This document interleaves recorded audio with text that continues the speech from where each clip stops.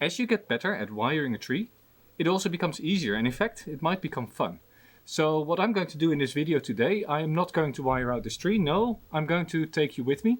We're going to find some trees outside of my garden and I'm going to show you some basics of wiring coniferous trees. I'll show you how to clean out the foliage, how to apply the wire, what sort of wire to use, and also some reasons of why you would actually want to wire out the trees. I know there's something like clip and grow, but really for many trees that is not the best way to go if you want to quickly develop your tree. So join me on this journey. I'm going to get a few tools and then we'll make ourselves on our way and I'll find a tree. Here on the table are the three main tools that I use when I'm wiring a tree. A general wire clipper, pruning scissors, pliers that are used for jewelry making. This is copper wire, this is aluminium wire, and for coniferous trees we normally would use copper wire. Towards the end of the video I will tell you and show you what professional stylists do after wiring the tree to make it look perfectly crisp, well styled and well groomed.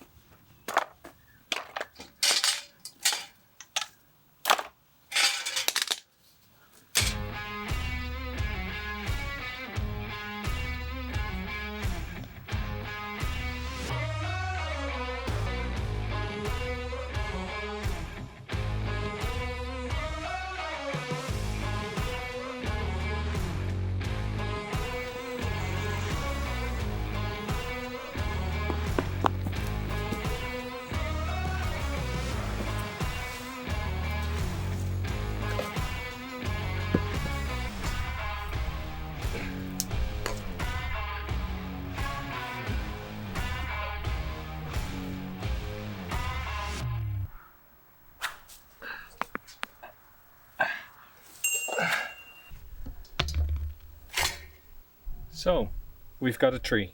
Now let's get started. So let's pretend this is one of our trees and we want to wire this out. First thing to do is to remove all the foliage that sits on the main stem of the tree. And for now I'm pretending this is the main stem. In fact, now we really have a main stem. So with all the needles gone from the main trunk, it still looks like there is way too much foliage on there. And one of the things we need to do is decide which are the branches that we're going to use. So I go through the whole branch and I remove all the side branches that are too small. And when is it too small? If you look at the branches, they need to be somewhat mature. This branch will not add anything to the tree at this time. However, we also know there's two branches here. It would be nice to have a branch in the middle, so I'm leaving it for now. But here we have a whole cluster. And if I look at this cluster of branches, I don't really need this whole cluster. So here I'm just going to remove it because I've got this nice branch here. It is at this time that you can also start to decide, well, I'm going to use this, but this is effectively a main branch now, and I don't want foliage there. So this way we go through the whole tree. And we remove all the small branches, remove old needles, and effectively we create bare branches to work on. This is particularly true for this species of tree, and most of you will probably have guessed it already. This is a yew, and yews are characterized by back budding all over. So here you can see there are buds forming directly on the main stems, and that is without any special care. This is just the tree doing it, because it is not a tree, it is just a branch. When wiring, it's important to take wire that is of a suitable strength. So I have a few different strengths of wire here. Aluminium, this is 3 millimeters.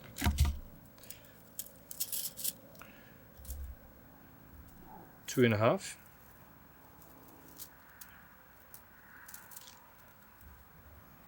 Two. And 1. And effectively, for a tree like this, you would need almost all of the sizes. This is important to realize. So for the thickest part, you'd use the thickest wire. And for the thin branches, you'd use the much thinner wire. take a piece of wire that is a little bit longer than that what you think you need. So I'm going to wire from here all the way up to there, because here the wire is already at half the strength of this branch. So probably I'll even stop here, but I'll show you later on why I'm going to wire there. And then normally, because of the windings that you're putting in, you need about 1.5 times as much. So let's take something like this. Now then you need to connect it. Well, and assume that this is just the end of the branch. And you wire it at a roughly 45 to 60 degree angle around the branch, where you need to make sure, of course, that you don't crush any of the branches in the rest of the tree. Now for this side branch, I usually would like to use a little bit thinner wire, but I noticed I didn't bring it with me. So what I'm going to do is I'm first going to connect the wire to the windings on the main branch. And I'll do that by just parallel wiring this branch. And mind you, this is quite heavy for this tree. And then as it comes up, I'm coming around and over and under, and I wire this branch as well.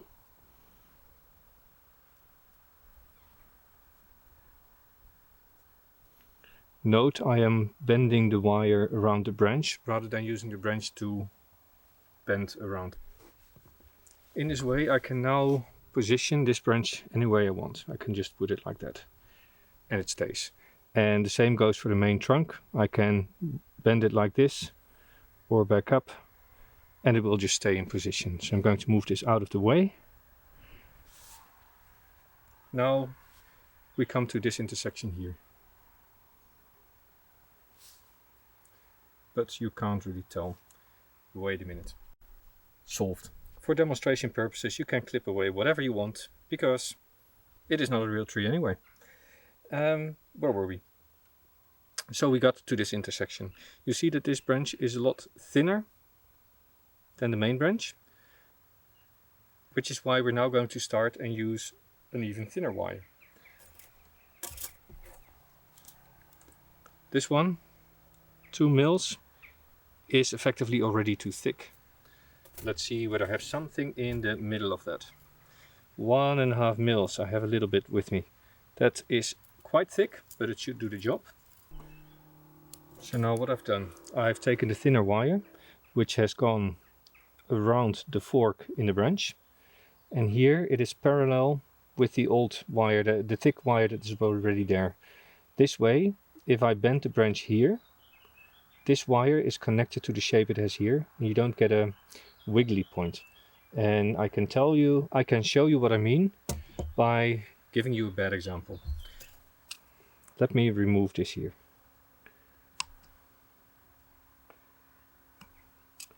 And no, you are not allowed to complain later on that I wired poorly, because I actually removed this. So what happens, do you think, if I now take a thin wire and I wire these two branches with each other? So what I now have, I have removed the wire here. It stops just before the fork. And now I'm going to wire this down.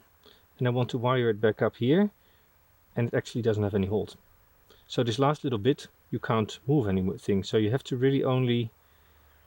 So you only have the last ends. And you can see, you can't really position it, because this all the time it moves around. You really have to start squeezing to get this to come up. But you have no control over what this does. That is why you always wire with 1 or 2 loops around the intersection, like I've done here. So at this point we see that this thick wire has ended, because the branch is getting too thin for the wire. And now I'm using a thinner wire to wire out the rest of the branch. Now as I've wired the whole tree, I am actually going to remove this. I'm going to remove this. And I'm removing this. So now I only have a few main branches, and I can now start to position them. In this case, I'm going to make a nice fan out of this.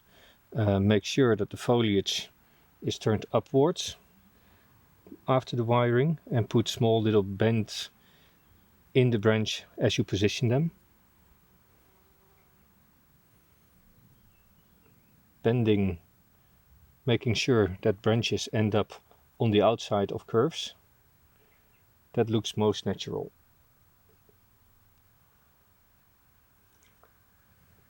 And now you have one foliage pad ready for spring.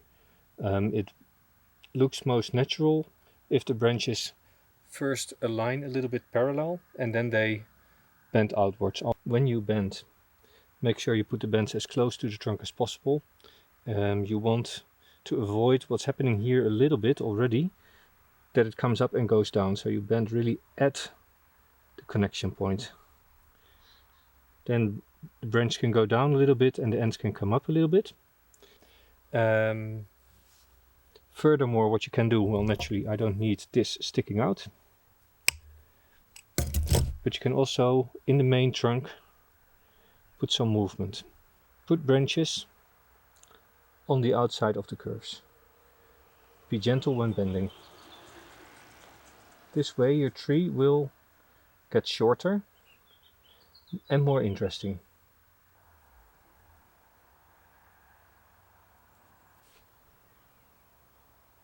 So, this is what we created from just a simple branch.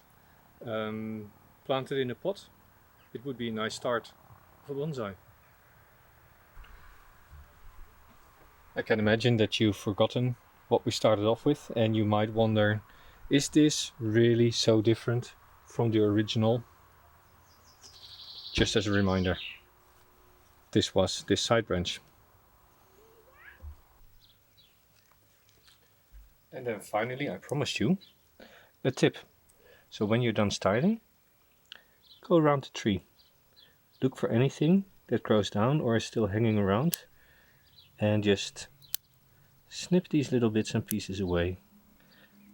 This is the way that a styling gets one level more accurate. Of course, this is done directly before you want to show a tree to someone, and it's not really worth doing it when you have the tree in your garden.